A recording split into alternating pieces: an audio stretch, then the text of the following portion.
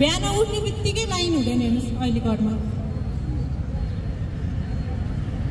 हिजो कुनमानज्यू हुँदाखेरि जुन नेतृत्व गर्नुभएको थियो उहाँले उज्यालो नेपालको एउटा कल्पना गर्नुभएको थियो। उहाँले त्यो जुन उहाँको उज्यालो बनाऊ जुन अभियान थियो त्यो सक्सेस भयो, राम्रो भयो, फल्यो, फुल्यो। अन्तिममा गएर सरकारले के गर्यो त्यसलाई निमाटेर फाल्दियो। चाहिएन। अब को चाहियो? आफ्नो नजिकको मान्छे चाहियो। अनि कसरी हुन्छ परिवर्तन? तपाईँ भन्नुहोस्, तपाईँहरू भन्नुहोस् परिवर्तन कसरी हुन्छ?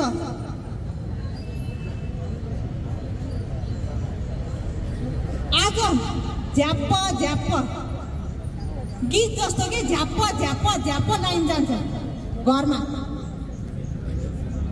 यो लाइन जाँदाखेरि प्रत्येक मिनेटमा प्रत्येक सेकेन्डमा जतिपल्ट लाइन जान्छ को कसले चाहिँ कुनमानज्यूले सम्झिन्छ? तपाईँहरू भन्नुहोस् त को कसले? सबैजनाले। अझै पनि कुनमानज्यूको नेतृत्व बाँच्नुपर्छ। कुनमानज्यू जस्तो उहाँको सोच आगोमा लागेको के अरे तपाईँको त्यो परालमा लागेको आगो होइन कि भुसमा लागेको आगो जस्तो हुनु पर्यो उहाँको नेतृत्व। र अझै पनि बाँच्नु पर्यो र नेपाली जनता उज्यालोमा बाँच्नु पाउनु पर्यो। हामी ढुङ्गे युगमा छैनौँ। हामीलाई चाहिँ परिवर्तनको रहर चाहियो।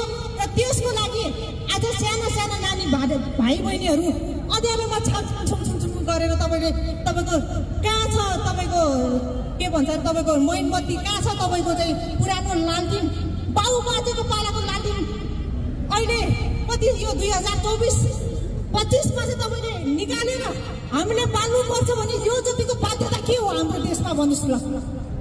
त्यसैले म के भन्न चाहन्छु